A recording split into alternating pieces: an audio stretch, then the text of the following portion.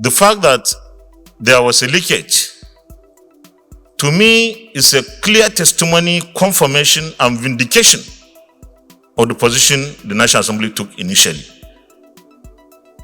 By the time we came into office, by the grace of God and your endorsement,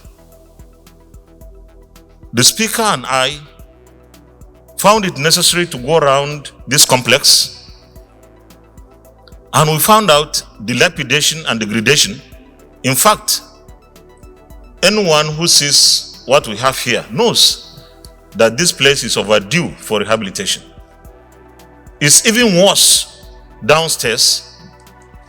So we went to see Mr. President to complain to him that there's need to rehabilitate and renovate the National Assembly complex after being used for about 20 years and not rehabilitated at all. And Mr. President was gracious. He asked us to come back, engage the FCDA, who are the owners of this building.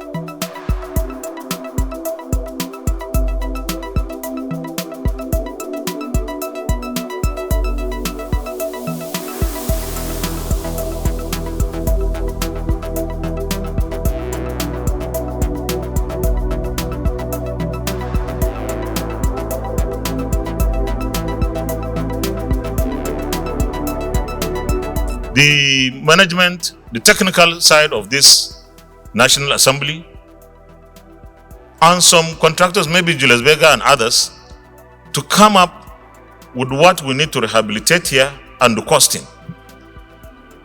In fact, I fought against the initial submissions because I was to take the document directly to Mr. President. When I saw what some of them were bringing, I said there was no way I could take that to Mr. President.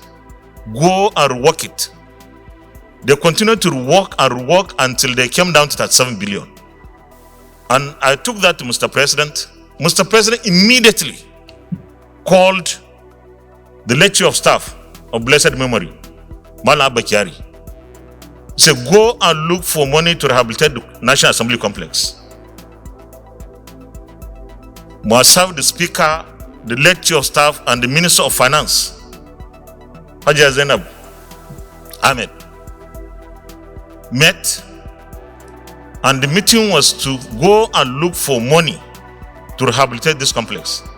And for emphasis, when we approved the budget of 37 billion naira for the rehabilitation of this complex, it was not a National Assembly budget. It was an FCDA budget. We have nothing to do with this. But of course, some misinformed, some innocent, some deliberately mischievous went to town and were saying the National Assembly wanted to eat 37 billion naira. There is nothing wrong with this place. This is the house of the citizens of Nigeria. And this is the symbol of democracy, just like the Deputy Chief said. If this complex leaks,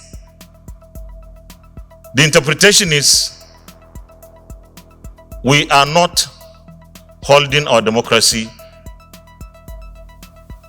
with the respect that it deserves. It doesn't have to be us here. It could be anybody. But this symbol of democracy must be protected, must be promoted, must be supported. In fact, the institution of the parliament must be supported by citizens.